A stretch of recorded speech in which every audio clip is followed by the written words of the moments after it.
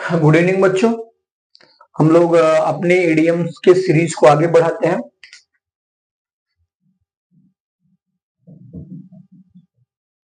ठीक है, इडियम्स के सीरीज को आगे बढ़ाते हैं। हमें लग रहा है 52 या 53 हो गए थे।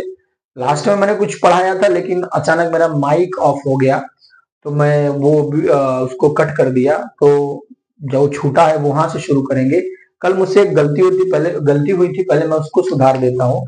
मैंने एक सेंटेंस लिखा था, blow hot and cold and hot. तो उसमें जो सेंटेंस था ये था, some teachers blows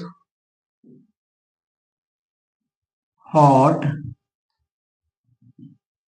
and cold in the class. ठीक है, इसका अर्थ ये था कि कुछ अध्यापक कक्षा में गुस्सा भी होते हैं और हंसते भी हैं। ठीक, तो यहाँ पर बेटा सही था, मैंने आपको बताया सम सिंगुलर होता है, ऐसी बात नहीं है, sorry for that. Some singular plural दोनों नाउन के पहले यूज हो सकता है, और इसी नाउन के अकॉर्डिंग आपको वर्ब लगाना था, तो वहां से आप एस हटा दोगे। Some teachers blow hot and cold in the class. Okay, चलो हम आगे चलते हैं, ये सही सेंटेंस होगा। आगे चलते हैं, अगला हमारा है 50 जो भी था 56 शायद, कैपिटल पनिशमेंट। कैपिटल पनिशमेंट,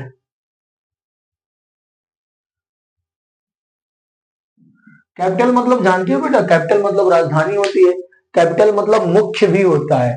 तो मुख्य सजा, आप जानते हो सजाओं में मुख्य सजा क्या है, मौत की सजा। तो इसका अर्थ भी यही होता है, मृत्युदंड। ठीक है, इसका अर्थ होता है मृत्युदंड। मृत्युदंड मतलब कैपिटल पनिशमेंट मतलब मृत्युदंड। ठीक है, इंग्लिश में इसको कहेंगे हैंगिंग। हैंगिंग। अब ये कहोगे ये कैसे हैंगिंग है? अरे वही फांसी पे लटका देना यार, उसी को क्या कहते हैं, हैंगिंग कहते हैं। अब वाक्य में प्रयोग कर लेते हैं, the criminal was awarded capital punishment by the court. ठीक है, criminal was awarded capital punishment by the court. मुजरिम को कोर्ट के द्वारा मृत्युदंड मिला। आगे चलते हैं, अगला देखते हैं क्या है। अगला है close shape. Close shape, SHAVE, close shape मतलब होता है बेटा बाल बाल बचना। हिंदी में अर्थ होता है बाल बाल बचना। ठीक है, जैसे मृत्यु छू के निकल जाए, कोई ऐसा एक्सीडेंट हो, ईश्वर न करे किसी के साथ हो, लेकिन कोई ऐसी दुर्घटना हो जिसमें साथ वालों को बड़ा नुकसान हो, लेकिन आप एकदम साफ साफ बच जाओ, उसी को क्या कहते हैं, क्लोज शेप कहते हैं। इंग्लिश में इसका अर्थ होता है a narrow escape. A narrow escape. A narrow escape मतलब होता है बाल बाल बचना, ये ई है। ए नैरो स्केप मतलब बाल बाल बचना। अब वाक्य में प्रयोग कर लेते हैं, in frightening accident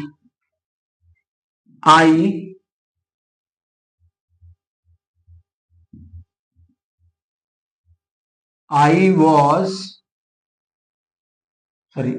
was not injured, but it was my close shave। उस भयानक दुर्घटना में, उस भयानक एक्सीडेंट में मैं घायल नहीं हुआ, ये मेरा बाल बाल बचना था। चलते हैं आगे, अगला देखते हैं क्या है। अगला है बेटा far and wide. Far and wide, जिसका अर्थ होता है बेटा दूर दूर तक या चारों ओर, चारों ओर। ठीक है, अब इंग्लिश में अर्थ हो जाएगा in all direction, in all direction मतलब चारों ओर। आपको बताया ये मैंने ना कि एग्जाम में पूछेगा कैसे, या तो इंग्लिश में अर्थ पूछेगा एमसीक्यूज देकर, या क्या करेगा, कहेगा कि use this idioms into a sentence to make out the meaning, meaning को समझाने के लिए इसका उपयोग वाक्य में करो। फिलहाल चलो वाक्य में प्रयोग कर देते हैं। Subhash Chandra Bose was famous far and wide। Subhash Chandra Bose चारों ओर फेमस थे, प्रसिद्ध थे। आगे चलते हैं, फार and wide.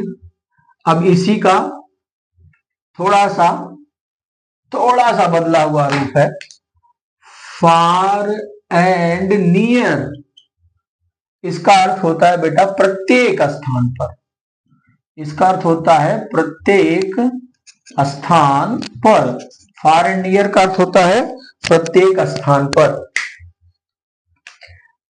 At all places, ठीक है, फार एंड नियर का अर्थ होता है प्रत्येक स्थान पर, और इंग्लिश में अर्थ होता है एट ऑल प्लेसेस। देखो फार के बाद वाइड लगा था तो चारों ओर, फार एंड नियर का मतलब हर जगह पर। इसका वाक्य में प्रयोग कर लेते हैं।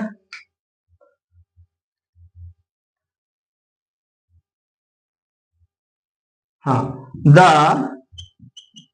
People from far and near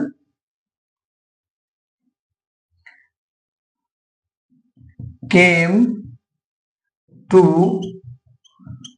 attend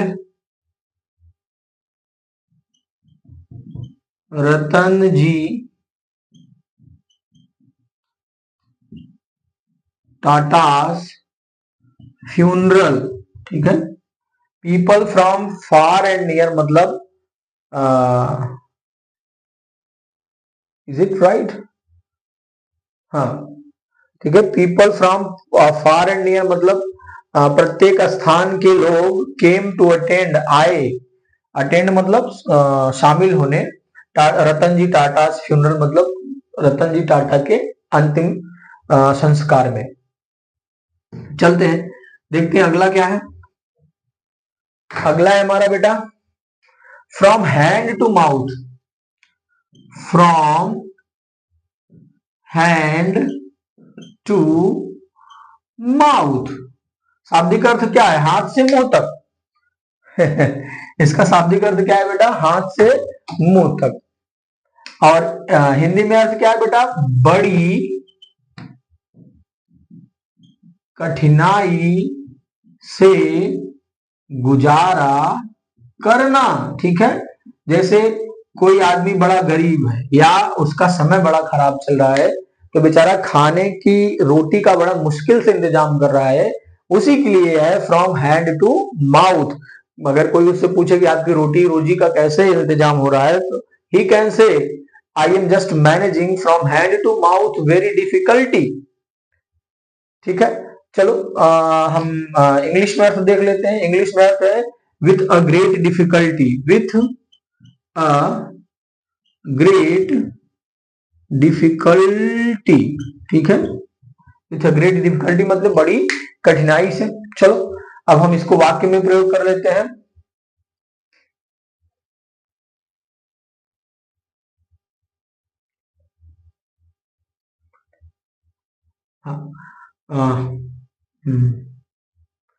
some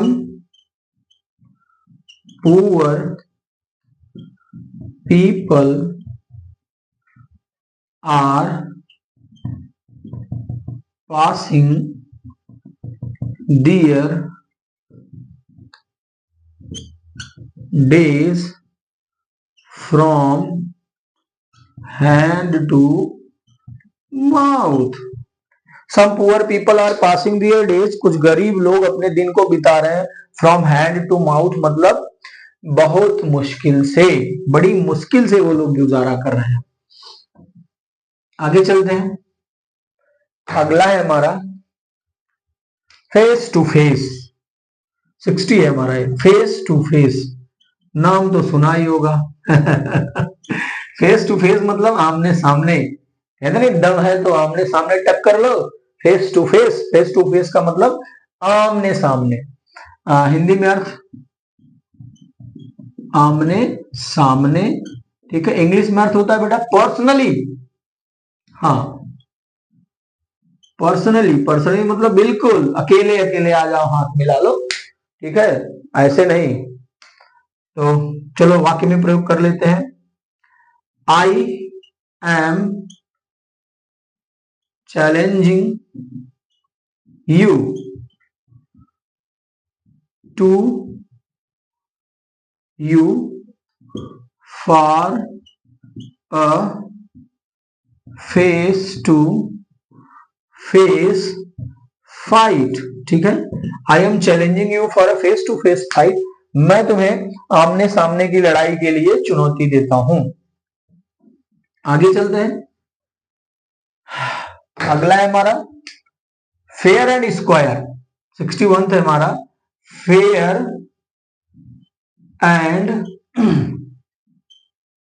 square. Fair and square, इसका अर्थ क्या होता है बेटा? इसका अर्थ होता है ईमानदार।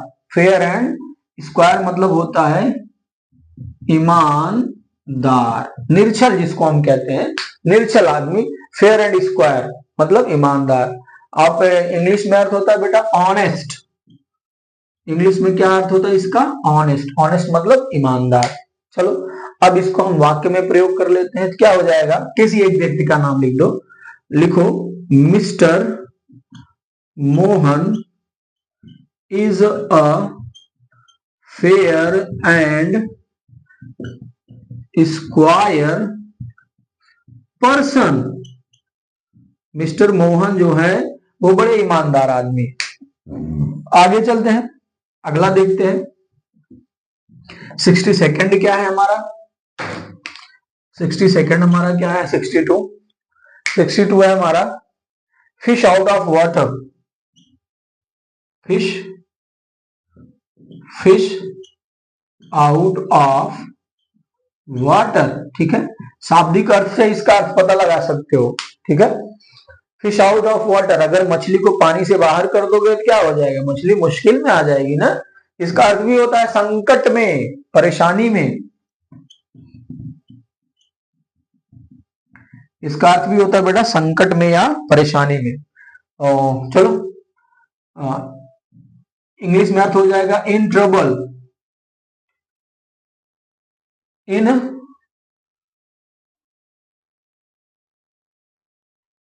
सॉरी इन ट्रबल नहीं, इन एन अनकंफर्टेबल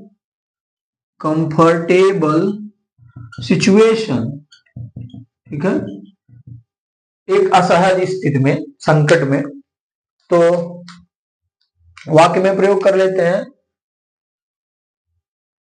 हाँ, after his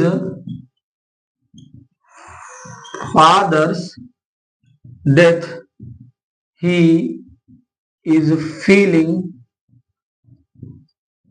like a fish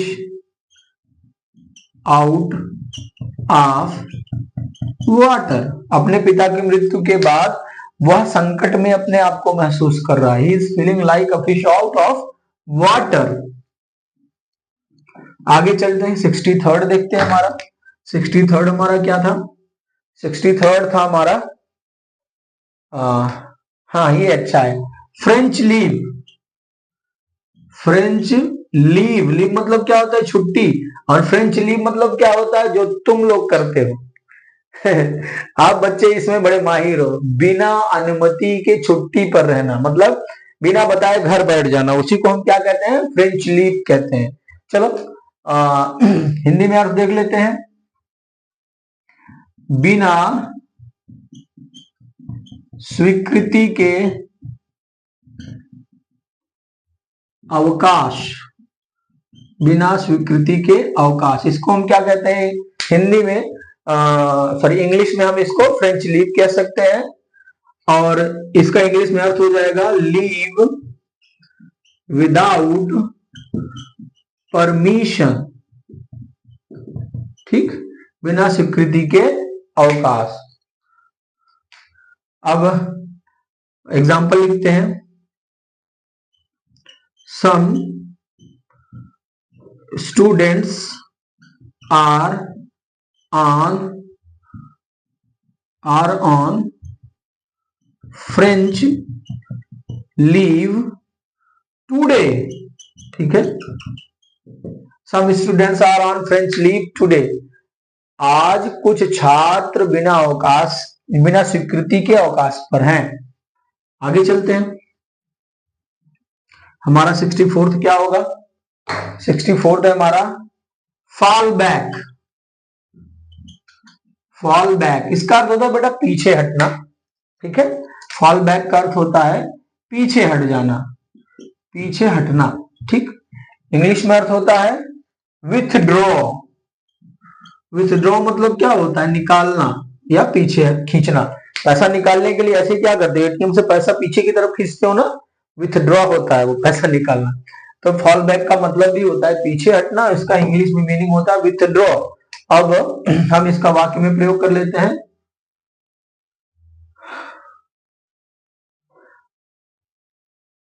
as Indian Army reached there, the enemy fall back. As Indian Army reached there, जैसे ही भारतीय सेना वहां पहुंची, the enemy fall back, दुश्मन पीछे हट गए। आगे चलते हैं, देखते हैं हमारा 65th क्या है।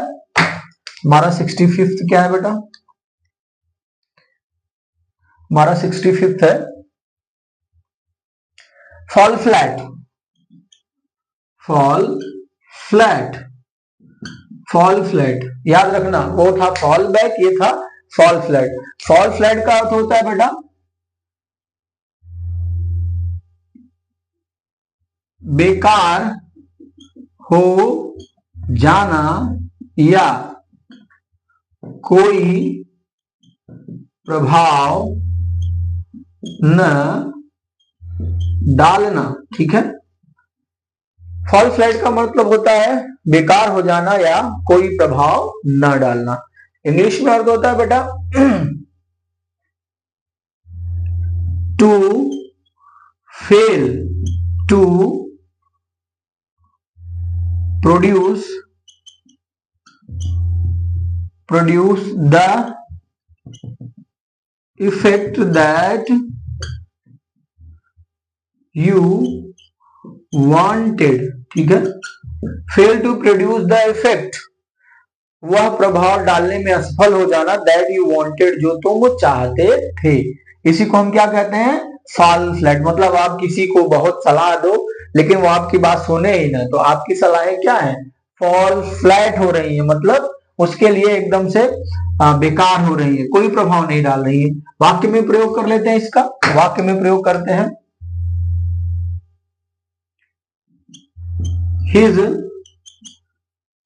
his jokes fall flat, ठीक है, उसके जो जोक थे वो फॉल फ्लैट हो गए, मतलब प्रभावहीन हो गए। आते हम देखते हैं अपना अगला, अगला क्या है बेटा, अगला हमारा 66 होगा। 66 है हमारा बेटा foot the bill, foot the bill,